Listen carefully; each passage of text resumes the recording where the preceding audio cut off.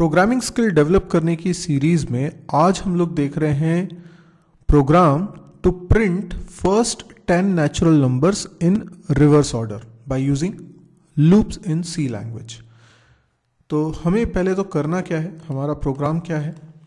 तो हमें 10 number print करने हैं और 10 कौन से number? Natural number. Natural number मतलब प्राकृत संख्याएं, वो इंटीजर्स जो 1 से स्टार्ट होते हैं, यानी 1 2 3 4 ये कहलाते हैं नेचुरल नंबर्स। और इनको मुझे रिवर्स में प्रिंट करना है, मतलब 10 नंबर प्रिंट करना है शुरुआत के और उनको रिवर्स में प्रिंट करना है। तो ये काम मुझे लूप से करना है। ये कैसे होगा? तो कई बार ऐसा होता है कि जब हम प्रोग्राम बनाते हैं हमें क्लिक नहीं करता है कैसे स्टार्ट करना है। तो आप थोड़ा समझने की कोशिश करिए कि कैसे हमें स्टार्ट करना चाहिए। सबसे पहले हमें ये सोचना चाहिए कि हमें आउटपुट चाहिए क्या। हमें आउटपुट क्या चाहिए है, ये मान लीजिए आउटपुट स्क्रीन है, ठीक है। हम चाहते हैं कि यूज़र से यहाँ कुछ भी इनपुट नहीं लेना है, क्योंकि हमें बिल्कुल क्लियरली बोला गया है प्रोग्राम में कि 10 नंबर प्रिंट कराने। तो हमें यूज़र से कुछ भी इनपुट नहीं करना है, इसलिए इस प्रोग्राम में कहीं पर भी स्कैनएफ नहीं लगेगा। यहाँ पर हमें जो स्क्रीन पे देखना है वो पहले 10 नेचुरल नंबर रिवर्स ऑर्डर में देखना है। यानी सबसे पहले स्क्रीन पे प्रिंट होना चाहिए 10, फिर प्रिंट होना चाहिए 9, फिर प्रिंट होना चाहिए 8 7 6 5 4 3 2 एंड 1। यह हमें आउटपुट में दिखना चाहिए। ऑब्वियस सी बात है, कुछ प्रिंट करा रहे हैं हम स्क्रीन पे, तो हमें अपने प्रोग्राम में लिखना पड़ेगा printf। हम जानते हैं printf की मदद से हम कोई भी टेक्स्ट प्रिंट करा सकते हैं। तो यहाँ पर मुझे printf लिखना पड़ेगा। पर क्योंकि मुझे लूप की मदद से काम करना है और मुझे यहाँ 10 नंबर प्रिंट कराने हैं, तो printf से एक बार में मैं एक ही नंबर प्रिंट कराऊंगा। यानी printf चलेगा कितनी बार? 10 बार। 10 बार printf चले, इसी के लिए मैं लूप लगाऊंगा। लूप जो भी लगाना है उसके लिए मुझे एक वेरिएबल लेना अब चाहिए। तो लेट्स से आई नाम का मैं एक वेरिएबल ले लूँगा और इस वेरिएबल की वैल्यू मैं 1 से स्टार्ट करता हूँ और 1 से लेकर 10 तक जाता हूँ। इसका मतलब ये लूप, ये जो ब्लॉक है ना, ये 10 बार चलेगा। अब ये जो printf है ये 10 बार चलने वाला है। तो यहाँ पर मुझे ऐसा क्या लिखना चाहिए जिससे कि स्क्रीन पे हर बार ये अलग अलग नंबर्स प्रिंट हो। तो मुझे यहाँ पे लिखना चाहिए %d, क्योंकि मुझे यहाँ किसी वेरिएबल की वैल्यू प्रिंट करानी है। और थोड़ी सी देना चाहिए स्पेस। अब किस वेरिएबल की वैल्यू? अगर मैं लिखता हूँ यहाँ पर i, तो क्या प्रॉब्लम होगी? प्रॉब्लम ये होगी कि स्क्रीन पे प्रिंट हो जाएगा सबसे पहले 1, क्योंकि i की वैल्यू स्टार्ट कहाँ से कर रहे हैं? 1 से कर रहे हैं। तो i की वैल्यू अगर 1 से स्टार्ट हो रही है तो यहाँ पर भी 1 प्रिंट हो जाएगा। 1 2 3 4 ऐसा दिखेगा। तो हमें क्या करना चाहिए? या तो हम लिख लें 11 माइनस i। क्यों 11 माइनस i? क्योंकि 11 में से जब 1 सब्ट्रैक्ट होगा तो 10 आ जाएगा, 11 में से 2 सब्ट्रैक्ट होगा तो 9 आ जाएगा, 11 में से 3 सब्ट्रैक्ट होगा तो 8 आ जाएगा। यानी ये डिजायर्ड आउटपुट आ जाएगा। और i को हर बार हम करते रहेंगे इंक्रीमेंट। एक तरीका तो हमारे पास ये है। दूसरा तरीका ये हो सकता था कि हम यहाँ i ही लिखते, लेकिन ये जो लूप चलाते ये i की वैल्यू 10 से लेकर 1 तक चलाते। तो तरीका आप कुछ भी चुन लें, ये हमारी चॉइस है कि हम किस तरीके से बनाना चाहते हैं, बट अल्टीमेटली हमें ये आउटपुट लाना है और इस प्रोग्राम को लूप की मदद से बनाना है। तो आइए देखते हैं इस प्रोग्राम की कोडिंग करके। तो मैं कोड ब्लॉक्स में कोडिंग करने जा रहा हूँ। यहाँ पर मैं एक एम्प्टी फाइल या फिर मैं कोई फाइल जो ऑलरेडी हैं उनमें से ओपन कर लेता हूँ। बेसिकली मुझे सेव नहीं करना है, मुझे पहले से बनी किसी फाइल में भी मैं कोडिंग कर सकता हूँ। तो मैंने एक फाइल ओपन कर ली, इसमें पहले से जो कोड था उसको मैं हटा देता हूँ और अब नए सिरे से कोडिंग करना हम स्टार्ट करते हैं। तो सबसे पहले हमने लिखा मेन, इसके बाद हमें यहाँ पर एक वेरिएबल की ज़रूरत पड़ रही है i। इसके बाद हमने सीधे लूप लगाया। लूप लगाने के हमारे पास 3 तरीके होते हैं सी लैंग्वेज में। वाइल, डू वाइल और फॉर। सबसे पहले मैं वाइल के साथ इसका इस्तेमाल करके बता रहा हूँ। तो क्योंकि यहाँ पर i की वैल्यू 1 से स्टार्ट करना है तो हम i को इनिशलाइज कर देते हैं, i असाइन 1, और उसके बाद जब लूप लगाएंगे तो i की value less than equal to 10 लिखेंगे। इसके बाद हमने लिखा printf, और printf में %d, थोड़ी सी स्पेस और 11 माइनस i, और यहाँ पर कर दिया हमने i प्लस प्लस।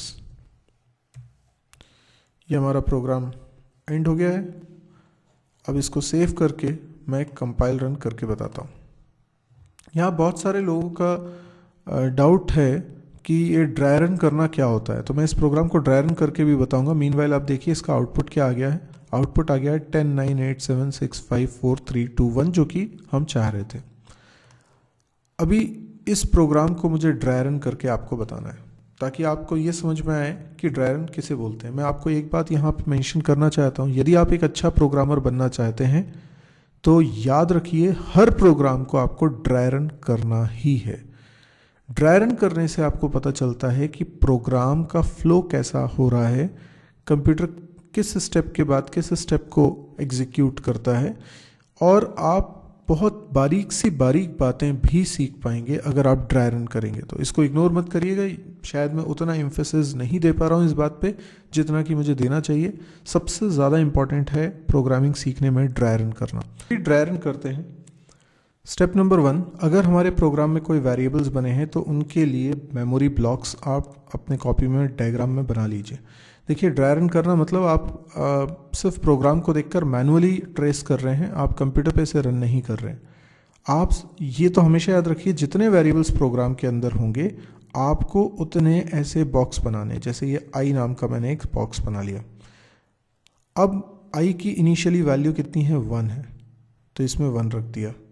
इसके बाद मैंने एक आउटपुट स्क्रीन भी इमेजिन कर ली, ये आउटपुट स्क्रीन हो गई, और अब इसको मैं रीड कर रहा हूँ। यहाँ पर रीड करते वक्त मैं देखूंगा इस जगह पर i की वैल्यू क्या है, तो i की वैल्यू 1 है, तो इसको रीड करूँगा 1 लेस देन इक्वल टू 10। अब देखिए मैं एक एक स्टेप पे आ रहा हूँ, इससे मुझे पता चलेगा कि प्रोग्राम का फ्लो क्या होता है, यानी किस स्टेप के बाद किस स्टेप पे जाना चाहिए, और इसको बहुत इत्मीनान से करिए। तो 1 less than equal to 10 true है, ट्रू है तो इस ब्लॉक में अंदर आएंगे, printf चलेगा और प्रिंट होगा 11 माइनस i, मत रीड कीजिए इसे, 1 रीड करिए क्योंकि i की वैल्यू 1 है, तो 11 माइनस 1 इज 10, तो स्क्रीन पे क्या प्रिंट हो गया, 10 प्रिंट हो गया। इसके बाद i प्लस प्लस, तो i की वैल्यू हो गई 2, तो तुरंत i में यहाँ चेंजेस कर दीजिए, i को कर दीजिए 2। उसके बाद कंट्रोल यहाँ से वापस ऊपर वाइल पे जाता है, वाइल पे फिर से कंडीशन चेक होती है। अभी आप इसको i मत रीड करिए, i की क्या वैल्यू है वो देखिए, i की वैल्यू इस समय 2 है, ये लिखा हुआ है इसलिए हमसे गलती नहीं होगी, वरना हम i को गलती से 1 भी बोल सकते हैं। तो i की वैल्यू फिलहाल 2 है, इसलिए हम रीड करेंगे 2 लेस देन इक्वल टू 10, तो ये कंडीशन अभी भी ट्रू है। और यहाँ पर प्रिंट कर देते हैं 11 माइनस 2 यानी 9, तो ये प्रिंट हो गया 9। फिर i प्लस प्लस होता है, i की वैल्यू चेंज होके हो जाती है 3, ठीक है। देन फिर ऊपर गए, अब रीड करेंगे इसको 3 लेस देन इक्वल टू 10, अंदर आए क्योंकि कंडीशन ट्रू है, 11 माइनस 3 हो गया 8, ठीक है। i प्लस प्लस करेंगे, i की वैल्यू 4 हो जाएगी, ठीक है ना। इस तरीके से आपको इसको ड्राई रन करना है, 4 5 6 7, एक समय ऐसा आ जाएगा कि ये सब प्रिंट होता जा रहा है, 7 6 5 4 3 2 1, 1 प्रिंट हुआ होगा तो 10 रही होगी i की वैल्यू, क्योंकि 11 माइनस 10 क्या हो गया होगा, 1। उसके बाद i बढ़ के हो गया होगा 11, तो ये चीज़ हो गई होगी 11। आप तो पूरा करिएगा आखिरी तक, और उसके बाद फिर वाइल तक जाएंगे और ये रीड करेंगे 11 लेस देन इक्वल टू 10। तो कई बार क्या होता है जब हम पूरा ड्राई रन करते हैं तो हमें पता चलता है अच्छा ये फॉल्स हुआ है तभी हम बाहर आए, वरना हम कभी अगर इस लूप के बाद पूछेंगे कि बताओ अगर i की वैल्यू प्रिंट करेंगे तो क्या प्रिंट होगा, तो कई लोग इसका गलत जवाब दे देते हैं 10। क्यों? क्योंकि उन्हें लगता है कि लूप तो 10 तक चल रहा है। ठीक है, लूप 10 तक चल रहा है, पर ये कंडीशन फॉल्स कब हुई होगी, जब i की वैल्यू रही होगी 11। इसलिए जब यहाँ प्रिंट एफ करेंगे और i की वैल्यू प्रिंट कराएंगे तो वो 11 प्रिंट करेगा, ना कि 10, क्योंकि i की वैल्यू हो चुकी है 11। तो इस तरीके से आपको ड्राई रन करना चाहिए। अभी इसी प्रोग्राम को अगर मैं डू वाइल लूप से बनाना चाहूँ तो मुझे क्या चेंजेस करने पड़ेंगे, मुझे सिर्फ ये करना है कि ये जो कंडीशन लिखी हुई है ये यहाँ पर ना लिख कर, मतलब वाइल यहाँ ना लिख के लास्ट में लिख दूंगा, और शुरुआत में सिर्फ मुझे लिखना होगा डू। सब कुछ सेम रहेगा, प्रोग्राम बिल्कुल सेम है। अगर मैं इसको भी रन करूँगा तो सेम आउटपुट आने वाला है। देखिए मैं इसको कंपाइल रन कर रहा हूँ, आप देख सकते हैं इसमें भी आउटपुट सेम आ रहा है। या फिर मैं इसको फॉर लूप से भी बना सकता हूँ। यदि मैं फॉर लूप से बनाना चाहता हूँ तो मुझे कंडीशन और फ्लो और इनिशियलाइजेशन ये एक ही जगह पर करने का मौका मिलता है। तो मैं यहाँ i की वैल्यू इनिशियलाइज कर रहा हूँ 1 से, तो आप देख सकते हैं यहाँ मुझे 1 से इनिशियलाइज करने की ज़रूरत नहीं पड़ेगी जहाँ मैं डिक्लेरेशन कर रहा हूँ। इवन मैं इसके बाद जब i less than equal to 10 लिखता हूँ और फ्लो के रूप में i प्लस प्लस लिख देता हूँ, तो यहाँ i प्लस प्लस जो अंदर लिखा है उसकी ज़रूरत नहीं होगी। तो अभी फ़िलहाल भी ये सेम आउटपुट देने वाला है। मैं इसको एक बार फिर रन करके आपको बताता हूँ। मैंने इसको कंपाइल रन किया, आप देख सकते हैं इसका आउटपुट अभी भी वही आ रहा है, 10 से लेकर 1 तक नंबर्स प्रिंट हो रहे हैं। अच्छा, कई लोग ये बोलते हैं कि भाई इसको 1 से 10 तक क्यों करा, हम लोग तो इसको 10 से 1 तक करना चाहेंगे। तो याद रखिएगा, अगर 10 से 1 तक कर रहे हैं तो कंडीशन क्या बनाना है। कंडीशन बनाने में स्टूडेंट्स अक्सर मिस्टेक करते हैं। अगर आप 10 से स्टार्ट कर रहे हैं तो ये कंडीशन क्या होनी चाहिए, पहली बात तो ये कि पहली बार तो ये कंडीशन सही होनी चाहिए ना।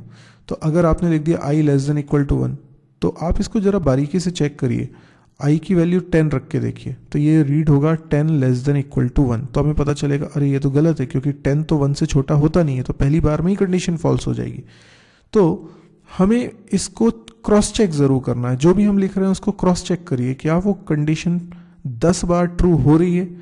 अच्छा, फिर कई बार क्या होता है, लोग इसको ऐसे लिख देते हैं, 10 से स्टार्ट करते हैं और i less than equal to 10, कई लोग ऐसा लिख देते हैं।